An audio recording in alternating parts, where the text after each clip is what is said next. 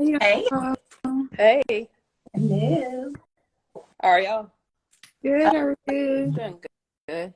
That's good. Let me open up my questions. How was y'all's day?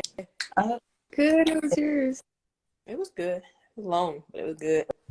I Yeah, like I'm ready for this cold to just come and go. And go, yeah. what? I just feel like I can't, yes, I feel like I can't get nothing done because it's so cold. It's like so miserably cold. I don't want to go outside and do Don't nothing. want to move. I know. I know. I, I I like the cold. I'm sorry, y'all. No, ma'am. No, ma'am. I like your hair. How you got it? That's nice. Oh, thank you, girl. Yeah. About what? 6 months in? Wait, when did I start? At the end of July? Yeah, Really? so about 6 months. 4 months. 4 months? 5 months. I don't know, something like that.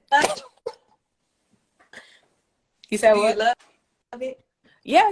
I wanted to get a little longer. I mean, it's a good length, but I wanted to get a little longer so I can, like, my buns can be Oh, fuller. oh, Yeah. Uh-huh. yes. But the thing is, once it get like real long, you're gonna be like, dang, it's kind of, it's Well, not the way, but it's just like it be you sit back or you yeah. pull your like, dang. Yeah. That's how it was with my full life. I was like, I think I'll keep it, I don't know, maybe like, on my shoulder a little bit. I just want to be a little fuller. They're actually starting to kind of like, they're kind of swelling a little bit, so I guess it'll probably Yeah, that's come the confidence stage. It'll go before you know it. Mm-hmm. So like, it'll be all right. We finally live. We had it FaceTime yesterday, me and Christine, to really like introduce this whole thing, like introduce it. Yeah. So Try I to get together. had to do the introduction. Are you ready to do it? Okay, y'all, welcome to our podcast. Today we're going to be talking about kid health. And we also have a guest speaker today, Miss Coach Jackie. Thank you for coming. Hey, Yeah. thank y'all for having me. Oh yes, most definitely. So we Um, basically wanna. I'm pretty sure everybody is asking, like, who are you? Like, what made us say, let's go to her instead of anybody else? Like, so who are you, Coach Jackie? So, yeah, like you said, Coach Jones. So I'm a high school special education slash coach. I've been coaching and teaching now. This is my ninth year. I Ooh. know, make me feel old, but so right? Oh my um, gosh, I'm like, dang, my class reunion is coming up. That was like, it flies. Like when I saw my first group, because when I started teaching, they were middle school. And I think my first group graduated like 2 or 3 years ago. And I was like, what in the world? And now I keep seeing these kids. Like, I see them from babies all the way through, they're 18, 19. I just had one of my old students send me a text of her ultrasound. So she's about to be a mom Oh herself. my Like, goodness. it's some crazy stuff going on. But so yeah, I'm currently just coaching high school girls track. I've coached volleyball and I've coached basketball in the past, but I had to kind of step back just because of time. I wanted to spend more time with my son because it can take a lot of time, Yeah. especially at the high school level. So Yeah. I took a step back. I had the opportunity the last 2 years to actually coach at the high school that I graduated from, that Megan graduated from. mhm. So that's been really nice. It's been really cool. Just to come back and teach and coach with, like, I get to coach with one of my friends from high school. She's a girls track coach. Okay. And to even work side by side with some of our old teachers. So, yeah. That is so cool Okay. out there. Yep. That's awesome. So, Yeah. like, Christine, you was going? Oh, I was just gonna ask, because you said I didn't know, but you said that you teach special ed too. Was that kind of something that was like assigned to you, or did you want to do that and you kind of had a passion for it? So I originally, when I started teaching PE. Mm-hmm. But I felt like I needed to be doing something else. Like, it's fun, teaching PE, but I feel like I think I want to have a different type of relationship with the kids. Right. So from that, I went to start teaching 7th grade math. I did 1 year of that. That wasn't for me. Like, That is a different, yeah. well, no, it's not the math. It was 7th grade. That age group was not for me because they're still kind of like in this kid mind frame, but they want to be like, on your level, an adult. But so I enjoy teaching math, but I did not enjoy, first of all, middle school having those behaviors, and then we have to keep, as a teacher, you have to stay like on a pacing guide. So as we're teaching, we have to cover this by this date and this by that date. And you knowingly kind of leave kids behind. Like, it's like, dang, like I see that you're struggling, but I can't, other than, offering tutorials or I'll spiral back, I can't really get you caught up, but I see that you're struggling. Yeah. So from there, like, I kind of made the transition, got my certification into special ed, and I moved to the high school level. So I've been at the high school level for the last 5 or 6 years, and that's what I really enjoyed. I enjoy it because I still get to teach math. So I've been in Algebra 1 for the last 3 years, but I've taught Algebra 1, I've taught Algebra 2, MMA, geometry. But I like special ed because I get to pull them into small groups. So it's like, yeah, we still have to, and as a bigger picture, we still have to have these kids at a certain level, but they're not penalized for not knowing some information because I get a chance to pull them out and I get a chance to work with them, get them caught up, and then put them back in with the general ed class. And I also get to still work with the general ed teacher kids. A lot of the kids don't even know. They just think I'm a second teacher in the classroom. But I'm actually in there to service, a group of kids. And so it's nice. I get to pull those kids out, and I get to pull some of the gen ed kids out that are also struggling, and I just get to catch everybody up. So I really like that. I've been enjoying that. I was kind of in something like that too when I was like in elementary school, and some of us would get pulled either for reading, math, or something like that, right? And it'd be like a small group, and then we'd work on stuff. And I don't know why like more schools don't have that. Like, it's kind of like tutorials in school because everybody can't come to school early and everybody can't stay late to get answer and stuff like that. I think because that's a whole nother like conversation. I think for one, a lot of schools do have it, but if you're not in certain programs, so like I do special ed, if you're just a gen ed student, you're not coming with me, but so it's called inclusion. That's what my job. I'm an inclusion teacher. So years ago when we were younger, the special ed kids would have their own class. They would learn different from everybody else. Well, we found out we don't want to do that. We don't want to single them out, so they're not pushed into the gen ed class. So because they're pushed in, I'm pushed into that class as well. So I get to help everybody, if that makes sense. But if your parent, at an elementary level, your teacher may come to your parent and be like, hey, I think that I want to recommend Susie for, special ed services.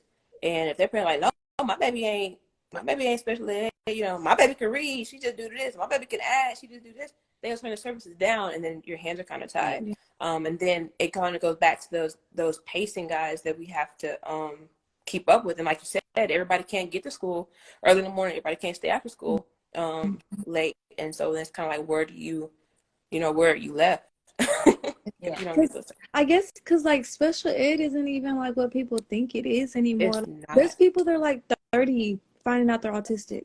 Exactly. Like or ADHD. Yeah. ADD. ADHD is doing kids in right now.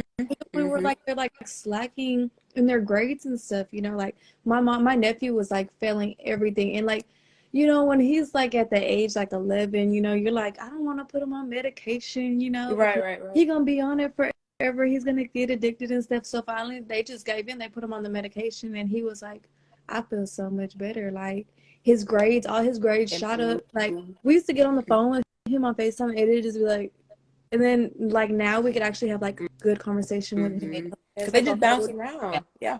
They can't control it. Like even with some of the special ed kids that we have, they're really, really smart, but they may just struggle in one area. So like I'm in high school, so I get a chance. So like for one, we can exit the kid out of the program. Well, he's autistic.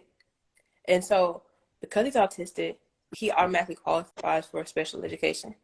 But as they get older, they learn like these coping skills. They learn how to, something they just struggled at when they were elementary. Now they've outgrown it. So you can exit the program, just get the skills. And I think a lot of parents they're afraid of their kid having that label, Yeah. which you do have to be careful You do. because, you know, as a minority, you know, we tend to get labeled a little bit higher than other folk. So you do have to be careful. But I'm all for, like, if somebody's trying to help your kid, you Right. take all the help you can get, because there are ways we can exit. You know, they can be exited out of the program as they get the skills, as they learn, as we catch them up or whatever. Because everybody, of course, they learn at different Yeah. levels. They learn at different paces. So And I just think give that them a chance. add on to what Christine said, that like when you put them in different groups, they can like really focus on what one or the other is struggling on. Okay, I see that you're good at reading, but you suck at math. Yeah. Or but like you said, also people, the first thing that they think is like, oh, what will other people think when my child has this label? Okay, Mm-hmm. scratch the label off and let's just focus on the tactics of how to get him out of the label and Right. just on Get them necessary skills. society. I think Christine had a good question about the COVID. Didn't you have a good question about that? I was my question was like okay, so I'm gonna use this as an example. Like one of my clients was telling me that her son was in the debate team and then COVID came and they shut it down, right?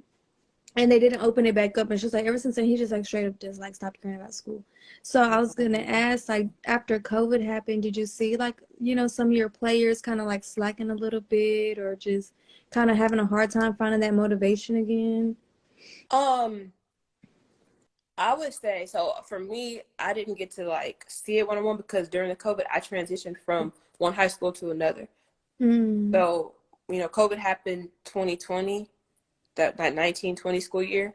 And so I started at Terry the 20 school year. So I didn't see my same athletes from that school, if that makes sense.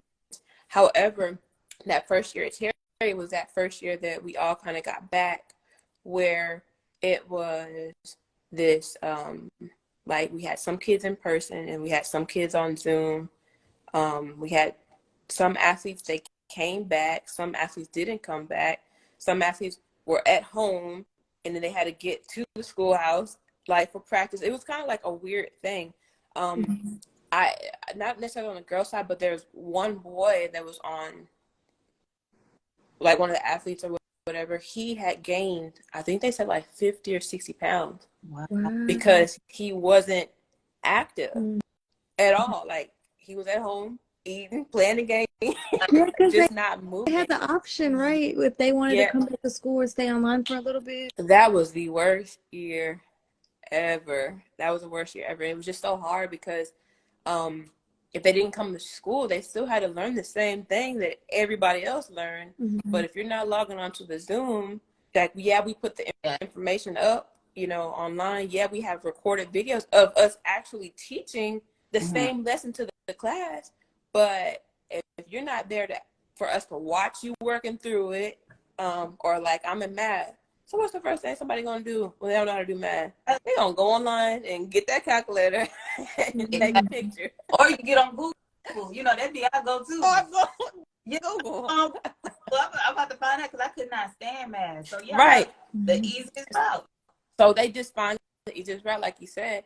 So I think that I want to say like that COVID year just kind of messed up students overall. Like, it messed up, you know, how they were doing academically. It messed them up mentally, and it messed them up physically. Like, it just did them in. I think it did the whole world It in did though. everybody in. Just That, that. you know, main event was the only place open that you can go. And like I was literally sitting back and I was looking at it. I'm not trying to be mean. Don't nobody take this personal, but it was some roly poly children. Out And there. like, It was how on earth are y'all all just like they barely can move their arms, they barely could do anything. And I'm just like, breathing we was like hard. this, you Yeah. know, like outside we played, Mm-hmm. we Mhm. I don't know as far as people eating wise, but I've never been like a junk eater. I didn't really Mm-hmm. do a lot of sugary stuff. But I mean, even if you were like you burn it off because you You out burn it Yeah, off. because my Right. son is bad, but he want to race everywhere we go, so he burns his yeah. But I bet off. you do too. As soon as the feet touch the ground. Like my But question would be like, as you said that you wanted to do PE, you're coaching the girls, and like you said, you seen about the young man that he did, you know, gain all that weight. Like, what can you say to the parents, like in a very professional manner, like, hey, like let me help you help your son lose some of this weight. So honestly, like the first approach is not to the parent, because I mean, it could be different at different levels, but because I'm in high school, my first approach, and we just had a conversation with our team last week or the week before this, it's to the kid themselves. Like, hey, you're trying to do this, you're trying to run, you're trying to play basketball, you're trying to play football. What you're putting in your Yeah. body is going to show when you go out to try to run, when you go out to try to play, and when you go to practice, you're going to hurt. Like, we had kids throwing up. Yeah. Well, what'd you eat? Oh, I didn't eat today. Yeah. Oh, I had Takis. Oh, I know, because it's red stuff on the side of the grass. Like, so we have that conversation with the kid first, so that we can talk about, hey, we need you if you don't like because we get it, you don't like the cafeteria food, but let's try to bring a sandwich from home. Let's try to get a piece of fruit. Let's try to drink this water throughout the day. We're not drinking sodas. We're not drinking juices. Let's try to get the water. And then, if we see that it's not getting through to them, or they say, oh, well, this is what, because they will say this is what my mama buys, this is what my daddy buys. Then you had a conversation with the parent and say, hey, this is where we're trying to go. Like, this is what we're trying to get them to understand, as far as making good choices. Because, yeah, it's about coaching. And even it's about health, but ultimately it's about so my job is to help that kid make good choices when there's nobody else there to guide them. I mean, that's our job even as a parent. Like, my job is to make sure that my son knows that when mama's not here no more, he needs to still be making these type of choices, So that's all that's about. Just trying to get I them to have a make that. client that her daughter is like really athletic and plays different sports, and she gets up in the morning and makes her smoothies out of it's like oatmeal, strawberry, almonds, blueberries, and almond milk. And I'm that sounds so good, but I'm like, I could just imagine like if I had that when I was getting up, because like I had athletics first thing in the morning, like I could just imagine if I had that, and I'm like, she packs her healthy lunch, they meal prep together and stuff like that, and I'm like, that's really what it takes though, Right, it is. and that's hard to get through it. Yeah, and that's what I do. Are we gonna say something, Megan? Oh, I'm sorry. I was just saying it was the 80-20 rule. You got to stick to it. You got to, like, and it starts with just those habits. Like, I don't necessarily like meal prep, and my coworkers, they give me this thing. As a matter of fact, they were just talking about me today. It was like, oh, you gonna make it hard for some woman with your son, because I make him breakfast every morning and I pack his lunch every day. So I cook. The only day I don't cook is Friday, so it's pizza on the counter. But I cook every day because I want to make sure, number one, that he is eating. So I feed him breakfast, even though they serve him breakfast at school. He may not like that, but I know that because I prepare breakfast, he's gonna eat, and then I bring his lunch. He's gonna eat what I put in his lunch kit.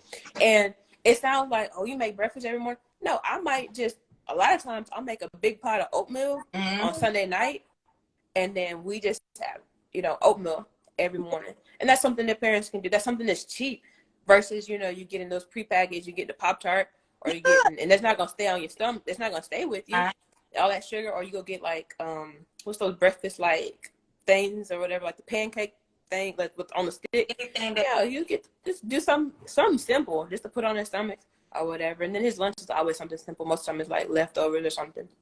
It's just about like being intentional. And I have that conversation with my son, like, hey, diabetes running our family. We gotta make sure we limit our sugar. He don't drink anything but water during the day. I put a juice box in there for lunch. He have a either milk or small juice for breakfast, and then he'll have his juice at dinner. But when we're at home all day, no, you're just drinking water. He has a water bottle that he knows to go and refill. Right. And that starts young. And a lot of times, some of the kids that I work with, I know everybody doesn't have that luxury because their parents have to work, so they just do whatever. Yeah, they're just trying to make it, really, right? Yeah, or whatever. So I just tell them simple things like that, like you buy a big thing of oatmeal for $3 or $4, and that'll last you, however long. Instant package, you put the little water in and there, go on. Dump it in the bowl. It's like, put it on there for a minute. You got oatmeal. You ain't even got to do the old school. I used to tell my we had to do the old school with the grits, baby, and the oatmeal. Yeah, I still do. That's what I make. I buy the big one. You had to really get down. Like, it's like now everything. So it's like you really can be healthy, easy. It's just, are you taking the time to prep it? Like, I think about it. Oats, yes, people do overnight oats, and a lot of people don't even think the importance. Like Christine said, in the morning time, I got athletics. If you eat oatmeal, you're gonna have energy all day. Not that you clean drinking that water with the mint, the lemon, the lime, and the cucumber. Everything, yeah. You good. You good, yep. And my Ooh. son too is he's to the point now where like sometimes he doesn't want juice, he wants water. And it's because like the school he goes to, it's like she's the same way. She's not giving him like since he was a baby, there was no it's either milk or water and that's it. It's no juice. And then like other people will hear him like, your child drinks water, my baby won't drink water. And I'm just like, it's kind of how you start them up, you know? Like so if your baby not drinking water, to be honest, that's you. Like my son just discovered soda recently, and that's because he was at my mom's and she gave him soda. He was like, she said, "Oh, I gave him some Sprite today," and he just acted like he was just like, "Oh my God!" And I with them grandparents. And I'm like, I don't give him soda. She said, "Oh, he drink it here." That's exactly what my mom do. I don't give him, you know, I don't. Well, he doesn't eat like cake or whatever. But I was like, I don't give him sweets. Or he had whatever he wanted in my house. The soda, I don't buy soda. Oh, but my son will know. And if we go somewhere, like, you know, he might be at like a birthday party or we could be anywhere. If they're serving, you know, sodas or whatever, he like, Mama, can I have it? Because he knows to ask before he just pour that glass. Yeah. So we don't play. They were like, oh, no, we put that in from a young age. That was important, you know, when he was smaller. So now it's just second nature. And I mean, he's 9. So he's still a kid, but that's at least instilled in him, you know, we got to get our water in here. That actually, my following question, like you said, your coworkers, you saying the grandparents, like, how do you go to somebody and be like, hey, I know, not like, you know, like you're above them. Hey, I know health education and I know this and this and that, but like, how can you come in, be opinionated without looking like you putting somebody down? Because, you know, a lot of us don't like to listen to, especially young people, or listen to somebody like, oh, so you think you better than me? Like, how can you be opinionated without just... Well, one of the things, like, you know, as far as like going to the family, like my family, I say, well, you know X, Y, and Z runs in our family. You know diabetes runs in our family. You know high blood pressure runs in our family. You know, having bad cholesterol runs in our family.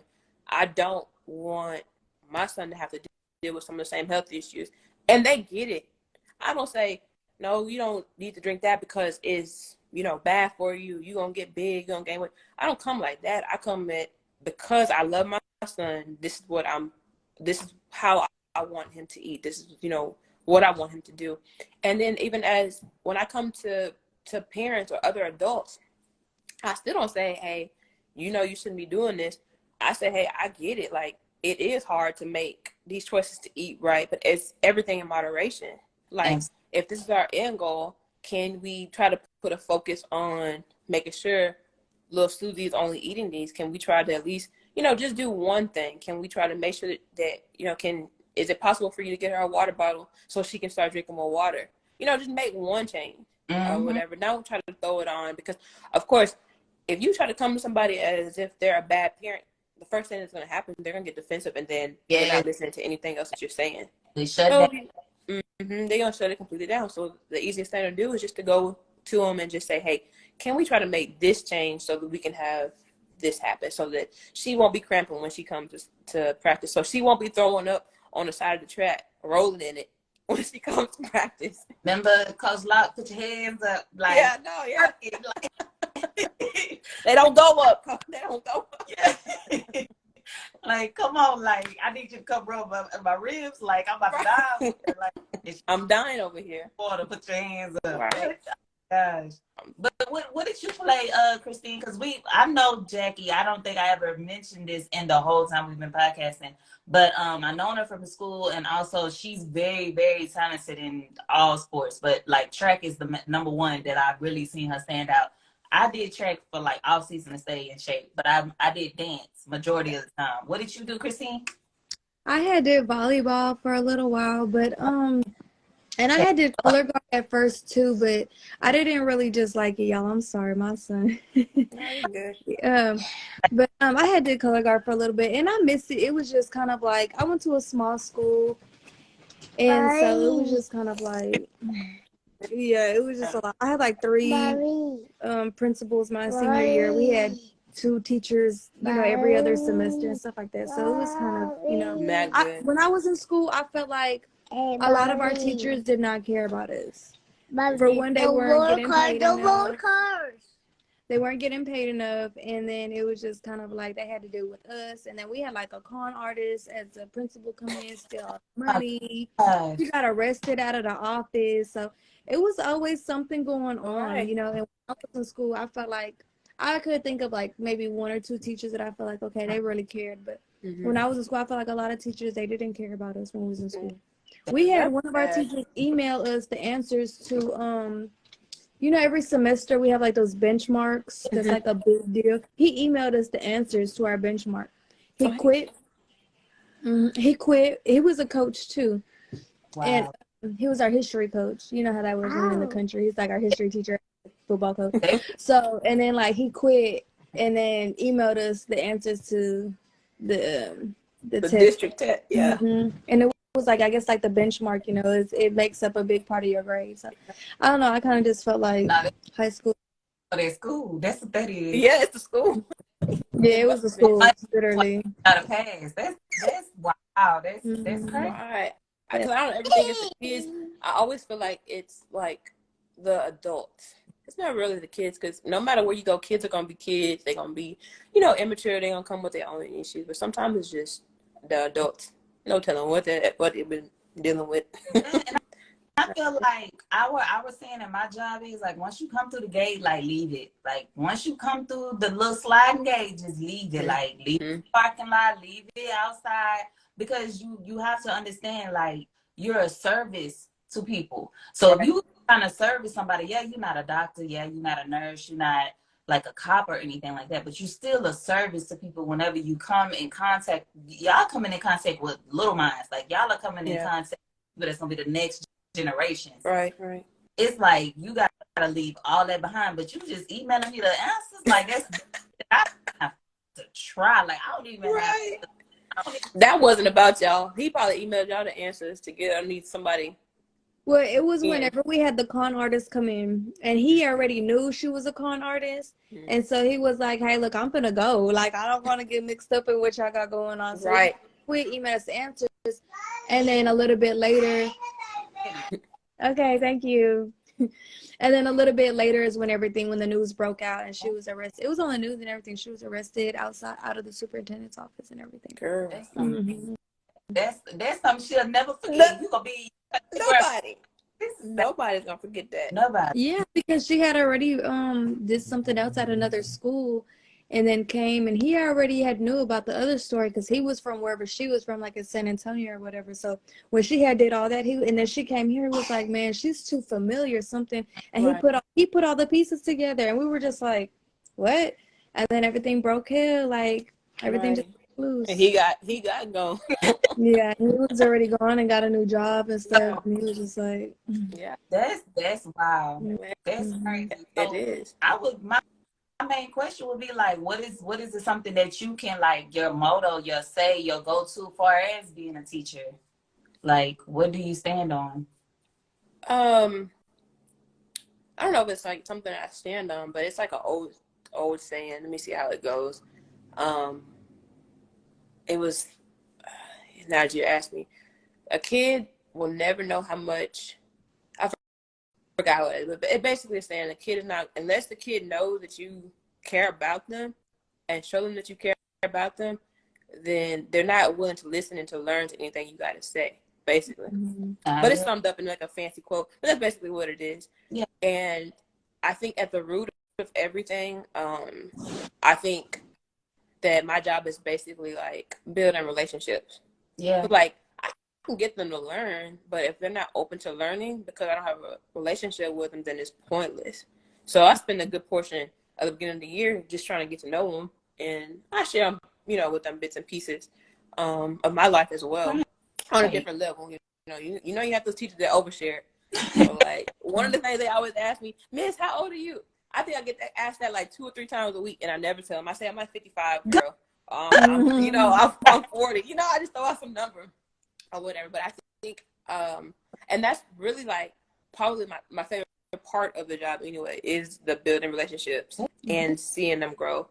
I can do without the rest, but just building, just being around them. I think that's what keeps me going, kind of. That's what keeps a Right. lot of, believe it or not, like, you hear a lot of, like, you know, negativity around, like, education and around, like, teaching. But when you actually sit down and you talk to teachers, at the end of the day, almost every teacher says the kids are the ones that actually keeps them going. Like, having a relationship with the kids and, like, just being there for the kids is actually what keeps them in the field. Because, yeah, you can go somewhere and make, a lot more money, but you don't, I feel like you said, you get to develop or help develop those small minds or whatever and try to lead them on a path. Yeah. I used to have this one teacher, and I used to feel like, oh my gosh, she hates me. And I'm like, dang, like, why does she give me such a hard? She used to give me such a. I felt like she was giving me such a hard time, and I used to dread going to her class sometimes in the 7:30. And then we have our like good days and the bad days, and I'm like, what is going on here? It was so weird. And then later on in the year, like towards the end of the year, and I'm like, I finally just like sat down with her. I'm like, what is it? Like, I just feel like you just don't like me, And she was just Right. like, I just don't like the people that you hang around because I feel like you have way more potential than the people that you've been hanging around in my class. Yeah. She was, I feel like when you're with them, you're distracted. This is that. She was like, but when you're by yourself, you exceed further than that. Mm-hmm. But you kind of like let your surroundings Mm-hmm. influence. Yeah. And at when I was younger, it's just like, okay, whatever, like she giving Yeah. me. But like now that I'm older, it's like that was such a life lesson for me now. And I'm like, oh my God, I'm thankful for that experience with her specifically. Because now, like I tell people all the time, like, pressure makes diamonds. Right. So it's she sees something in me. So she had to apply the pressure on me because she feels like I had potential. Right. So people that have potential are not going to take it easy on you, especially if like they feel like, okay, you're on the right path, but you're not going as far as you can go. They're gonna Right. put that pressure. Right. She probably could have took a different approach, but Yeah. yeah. Yeah, she was hard on me. Yeah. She was hard, and I was just like, I just feel like she just does not like me. Right. Right. Or maybe she could have told you that. Like, I ain't gonna lie. I'm gonna call home. Like, if there's one little boy in my class, he was so sweet, and then halfway through the year, well, we are like halfway through the year, but like, a couple months into the year, I started seeing him in the hallway. I said, "Oh no, sir." I got on that phone. I called home. Hey, I don't like who he's hanging with. Like, he's hanging with because he's a sweet boy, but now you're getting in trouble all of a sudden because you're hanging with, these people. You got to go call home, and you kind of want. I mean, I think I would want those teachers. My son is still, young, but when he gets in high school, somebody let me know what's going on so I can correct it. I agree 100%. I always email my daughter's teachers because I need to know. But not only that, like I ask my kid like how was school. I ask, and some of this stuff, and it's elementary, like they be man. Young. I'm like, wait a minute, like is this elementary? That y'all got so much drama? Like we how like, what? They go down to the playground. It's like a new friend, and it's like, what? Like I thought you was friends with this girl. Like we just went to her birthday party. You ain't friends? Okay, like it's we don't talk to her. So this, just imagine, Christine, I gotta go get me a little drink. I don't even drink that much. Like go get me a little sip or something. Yeah, mine ain't doing it. Like I need some real liquor now. Like this is crazy. Yeah. Do you have any players? And I'm sorry I didn't put this in the questions, but it was kind of like hard for me to explain it, like to write it out. So, do you have any players that like have dreams or ambitions to do certain things, like maybe go and play after college and stuff like that, but like they just don't meet the criteria, like their height, their weight, whatever the case may be, they're just not in the criteria for what they want to do? That's a good question. It's kind of like a loaded question because, well, I feel like it's loaded because I think even without meeting the criteria, a lot of times what helps is like, I don't know, maybe like they might lack in one area, but they're okay in something else, or like there just might be like a person you want, like, you have some people on your team that they're not going to play, but you keep them around because, they kind of pep everybody else up. Like they're just a team player. Like they'll do whatever you ask. But I think one thing that people have to realize is everybody's not Division I material. And so if they're not Division One material, that's fine. And if they still want to play, you know, at a higher level, you can still. There's small colleges. You can still play at a small college. You can play at a JUCO. There's nothing wrong with, you know, going somewhere else. Or maybe they can play on like the rec teams at college. I'm not one to crush anybody's dreams. I'll just tell them that it's hard. Yeah. It is really, really hard. Like even for me, what helped me was because I tore my ACL my junior year, and that was devastating. But junior year of high school. But what helped me when I talked to the coach was I made straight A's. So, you know, coaches was more willing to take a chance and allow you to come, you know, participate on their team because, you know, where I was lacking because I had hurt myself, I made good grades. And that's what I tell the kids too. Like, if you're not somebody who is like just completely dominating, blowing away the field, you got to keep those grades up because you can have somebody who's running the same time as you, but their grades are higher. Who am I going to take? I'm going to take the person with the grades higher because, you know, they're putting in effort on the field, but they're also putting in effort in the classroom, and I can count on them. Absolutely. But I can't count on you if your grades are low. But as far as like the kids just not meeting the criteria, I don't like to like bust bubbles or whatever. Like if that's something that you want to do, then let's try to find somewhere where you might fit in. You know, let's try to find a program where you can fit in. You may not get, you know, a scholarship, but you can walk on somewhere or whatever and just be a part of the team. It's just like trying to find a good fit and just like, I don't want to crush somebody's dreams or whatever. Life is gonna crush you enough like, when you get out there. I'm not like Lord. I'm not trying to do that. And you know, I've been blessed that like over the years I've worked with other coaches.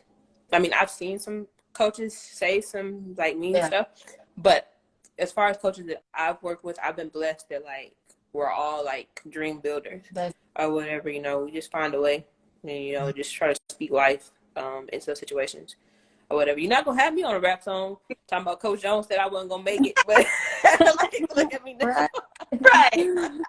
Oh, sir, now. Yeah, I mean, I put you on game. Right. No. So you say you call home and stuff. So is there ever a time where you feel like your student is trying or your player's trying and you're trying with them too, and then you call home and you're just like, okay, what was that? Like, why did I even try with them? Yeah, you do, and that's only if you even reach home. Like, it's not so much like for the parents that do answer. Like, typically, I think I have a way with words. Like, I can talk to people or whatever. I talk to parents. But then you have some parents that you just can't get in contact with, though. Too, like, you know, like there's parents that don't come to games. There's parents that don't come to meets. That just don't support. And yeah, we definitely side eye those type of parents or whatever. And I mean, the kid may say that, oh, I'm okay, or it doesn't bother them, or it doesn't affect them, but it really does, you know, bother them. Like, it crushed me. Last year, we had a student, and I don't want to say like whatever, but they were like really excited because their mom was supposed to be there. Oh, no. Ran really good, and so at the end, I was like, you know, was your mom proud? And they were like, oh, she didn't make it. And I was like, man, it ain't made it. You know, the boys getting old, but you know, the students getting older, and you know, haven't shown up to any of the races, and they were doing good. So I think it's like you definitely, you know, give them a side eye, but you try to pour into them as a coach, I guess. You know, you spend so much time with them, so you develop like, yeah, you love your kids or whatever. Or at least I do. I don't ever tell them that. I'd be like, they'd be like, oh, which one is your favorite? I don't like none of y'all. Like, I just, you know. But I'm really proud. But You know? yeah, but they still know, like, you know, I'll do what I can, you know, for them. But yeah, you kind of decide as parents. You just gotta keep moving and just do what I can, you know. Yeah. For them. I feel like my job is they kind of like was, you know, like they ain't gonna let you off or whatever, but one of the things I let it be known in any interview, like I'm a be in my kid's life. Like I don't, we'll do a union later. Like I'm gonna be there. So I'm going. Right. I'm going. I'm doing it. Like I don't even like being in the heat, but I work outside in the heat, so it's like kind of hard to tell my kid, "Oh, I'm not going to the zoo trip." Like, No. Mhm. Right. so it's like, okay, I'm there. Right. You know, Mhm. uh, But and I think, like, I think sometimes, like, because even that being said, like you have some parents like that, but then I think you have some parents that are afraid, like they don't really have like good jobs, or they're living like paycheck to paycheck, and so when they can't be somewhere, like sometimes like it's like, okay, do I miss work to mm-hmm. go, watch my kid play, and then I don't have a job to come back to, and then I can't pay the bills Right, when I'm barely paying the bills, right. right now, Mhm. or do I break my kid's heart? I think they're like, some of them, because they want to do well, But but is they're just in. anybody else that can like cut in? Like if I can't make it, I ask my. You Right, know what I'm saying? right, If my mom can't make it, I'll go to. somebody. I'm gonna go down the Right, line like somebody. right, right. Please. I don't know. I never, to be perfectly honest, I've never like asked that, because like if a kid is down about like not having that support, I don't want to like lean into it and be like, oh, Mm-hmm. well, what about such and such? Why not? Why can't this person? Because like I have learned that these kids come from like different walks of life. Like I was blessed that my parents, everybody knew my parents because they was in everything. Like and they were there to support everybody. So like we just they were just there, and I'm same way with my son or whatever.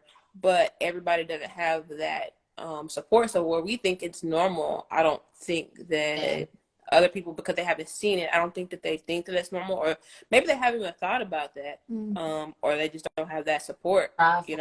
Yeah, 'cause either. And like my son little, but even when he was playing his t-ball, like it was just me, yeah, like it was literally just me. And so it's kind of like his dad's family, I think they showed up to the first and maybe the last game, hmm, but other than that it was just me. Like my parents never came to one game, and he played 2 years, all the way yeah, to, so it was just kind of like it's literally me. I didn't have none of my siblings came. yeah, Like everybody kind of just, they don't, I feel like in my family, like I ain't gonna say everybody, but like I know like my family, they probably won't take it serious unless he is gonna be playing all star in high school, or he makes it to right. college or makes it to the pro. Then they're gonna be like at every practice, every game, t-shirts and everything made. But right now it's just kind of like whatever.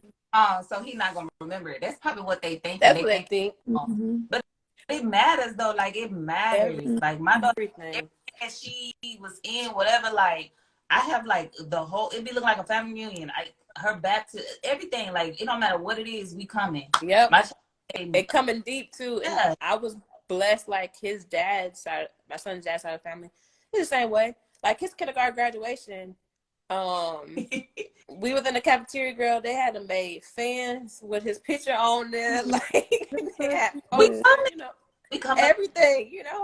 And I think like if you're not used to that, Mm, I think that they don't understand how important that is. And my son's really nonchalant about it, but he'll still be like, such coming. yeah. Like when he's running, he'd be like, oh, Nene and Papa, and that's what he called my parents. Nene and Papa coming. I'd be like, oh, I don't know if they can come, son. Oh, I was just asking. But when they show up, then You just cheat. everything lights Yeah. up. Because And it's the same age, it's the same way even as the kids get older, when they are in high school, they're doing the same thing too. Like, oh, it doesn't matter. But then everything changes, and they'll put on a show. And I don't think that whether or not they're going to the next level should matter. I think even if your kid rides the bench, I think what should matter is that your kid knows no matter what, you're there to support Yeah. them. mm-hmm. And I think that's about the relationship, building even with your own children, or Yeah. whatever. We get so wrapped up in our everyday lives, we get so wrapped up in freaking electronics that we, before they know it, they're growing up too, and we're missing out. Everybody's doing their own thing. Mhm. Yeah, I think I even knew this couple that had signed their son up for T-ball, and I mean, he didn't go to any practices, any games, nothing. They literally, I'm like, y'all literally just did it for the pictures. Yeah. He probably gave him a hard time. Like, I don't want to go. I don't want to go. And I would be like, I would sit there, she'd be like, oh, they had a game today. She said, she looking at it, she said, okay, well, picture day is next weekend. So we got to go to that one. And I'm like, oh, Girl, y'all are so. they But paid for the even uniform. when he was playing too, and my son was like, it was like after picture day, it was done with. Like, Yeah. a lot of people weren't showing up no more. Yeah. I mean, regardless of how much it costs, like you gonna do the whole. Because I feel like I would say, that was gonna be a question. Like, don't your everyday routine is a step closer for you to achieve your dreams? Mm-hmm. You know, like I think so. them to, oh, you just got to show up for the test. You got to just show up for the picture day. You just Exactly. get the reward. I think that's a And good way to look at it too. That way, like, I know, like, for my son, I didn't sign him up for track this year because he ran last year. The only thing that he wants to do is run.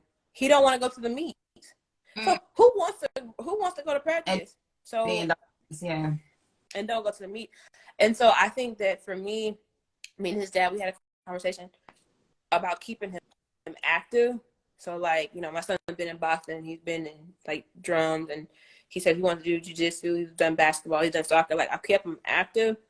But I don't want to push him because one of the things that you also see, so like, you know, you have your kids in Little League or whatever, and you're working those kids hard to where it's not fun anymore.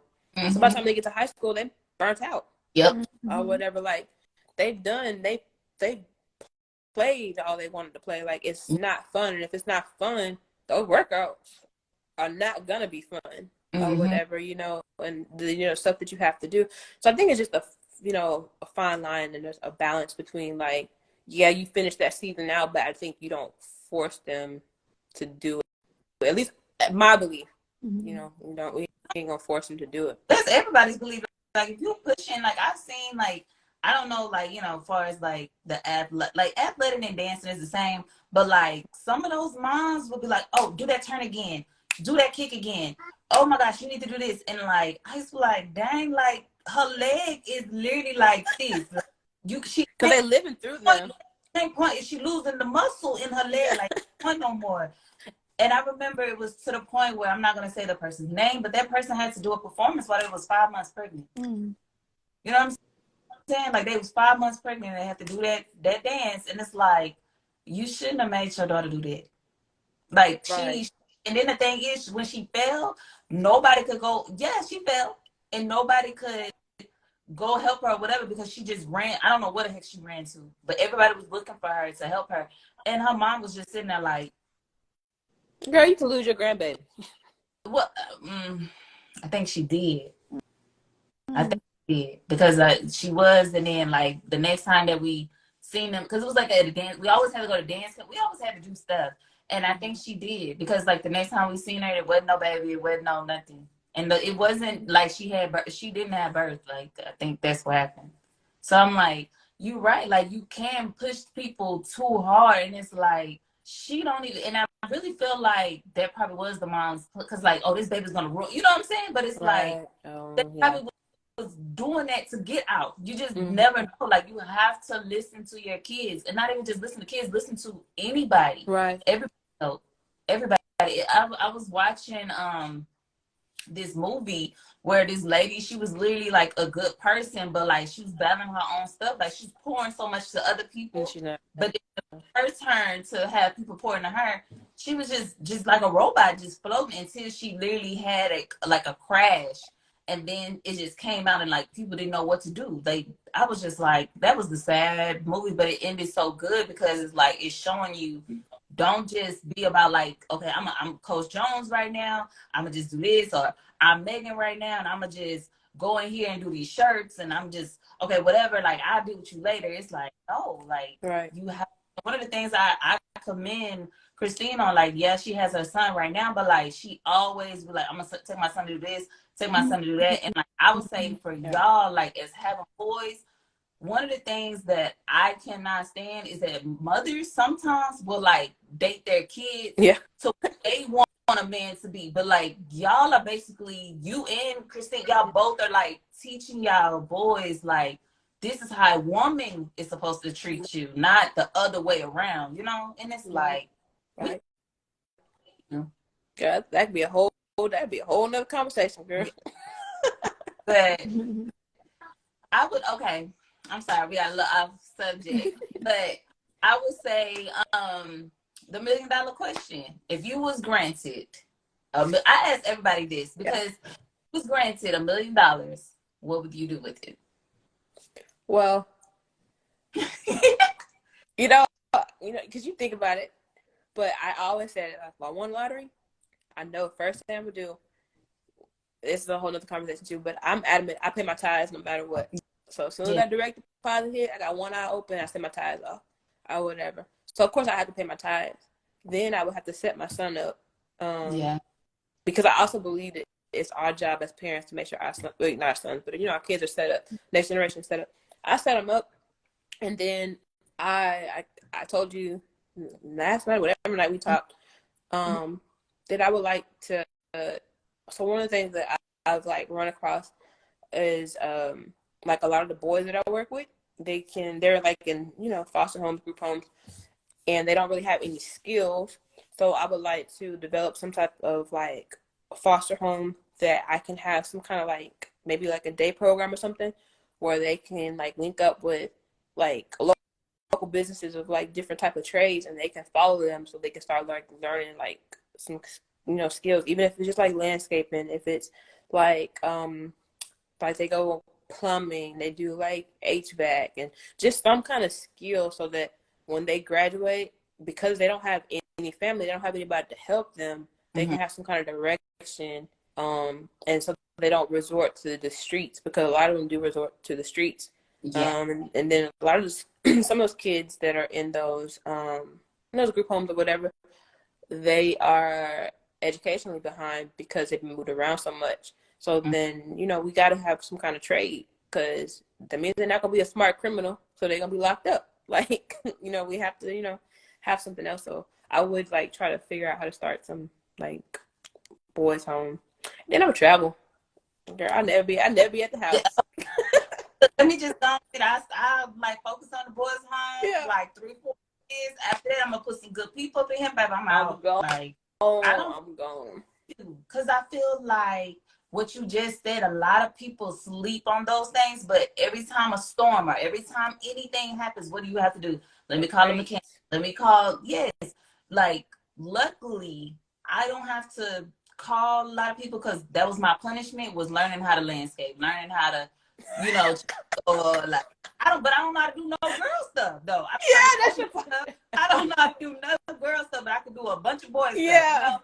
Like, that's a really good thing, and it does save me a lot of money. But it's like a lot of people sleep on it. Like if people see mechanics or they see a person that's a landscaper, my cousin has a landscaping business. He made $50 off of 2 yards. And I be like, are you kidding me? Money. So people just be like, oh, he's just a lawn man. He ain't got no money. Baby, yes, they do. There's a business. They have a business, and that's they're not relying on anybody else. So besides the boys' home, would you also put the money towards your marketing, since you know? Yeah. Yeah.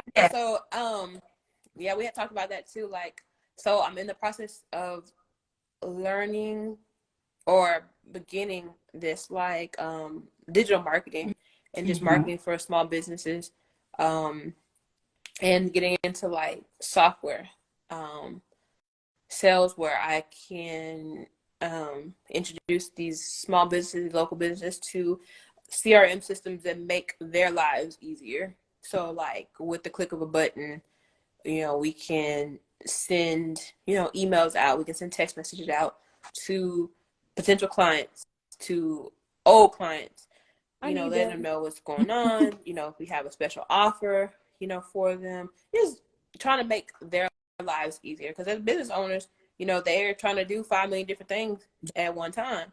And so it's just this one-stop shop kind of thing to like help them. And so of course I put the money in there, because like ultimately I think that I can, as a teacher, I help a lot of people because I see a lot of people, every year. Every year I get to meet another 120, 180 kids. So, but if I was able to grow my, my business to where it's something larger, how many people can I reach? How many people can I touch?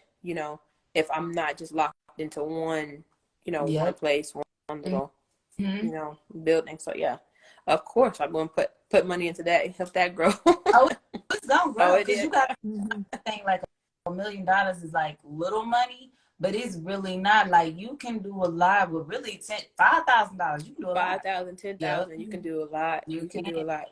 A lot of Yep. people use them Mm-hmm. certificates and became millionaires. Like Exactly. you, Christine, do you have any questions for the coach?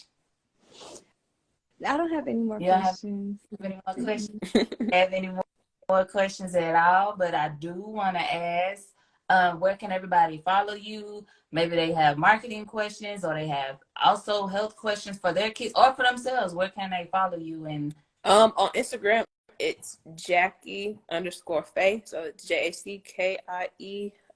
JACKIE_FAE. And then on Facebook, it's Jacquelynn, JACQUELYNN Jones. So right. straight up, you can send me a message or whatever. And I'll get back to you.